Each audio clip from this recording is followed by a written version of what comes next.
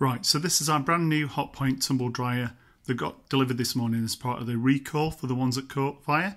So we basically bought this direct from Hotpoint, right? So you'd assume that this would be a new model that wouldn't have any inherent design problems or manufacturing quality assurance issues, okay?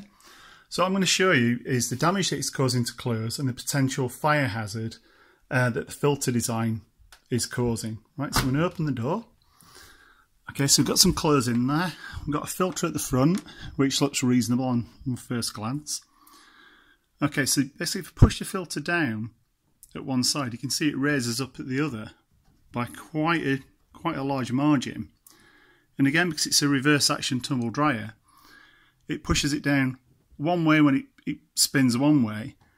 You can see, again, raises up there, and it pushes the other way when it goes that way. So you can see that your clothes are going to catch on there. So shirt buttons, etc., are going to get ripped off. Toggles like this thing here, they're going to get pulled off, etc. If you push it down as hard as possible, you can see it's still a huge gap at this side here, right? I cannot get this filter to go down flush at all, right? Because it's a manufacturing issue and a design issue, all right? It's also rough at the back there, so things are going to catch at the back. So in other words, it's not smooth. Now the worst thing is, the product recall was to do with fires caused by lint and fluff. Because this has a gap there and there as it goes round, the filter catches some of the fluff. But if you look down here, this has only been used once since it's been out of the box. There's fluff all down there already, and that's going straight into where the heat exchanger is, or the heating element, and that will catch fire in exactly the same way as the ones which are on the recall. Now what I'm going to do is put the filter back in, press it down as hard as I can, which I've done. As you can see, it's completely not flush, right? I mean, I can't push it down any harder, right?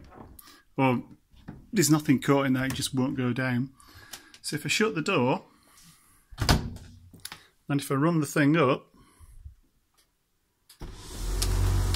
right, what you can see is that the clothes are being caught on the raised filter. So you can see how raised it is there, you can see how raised it is there. So it's catching on all the clothes, all the buttons, yep, and all the toggles, and all the fluff, which should be caught by the filter, which is there, is going straight down the sides and into the heating element, which in my opinion is causing a fire risk. I'll just turn it off and then power the whole thing off.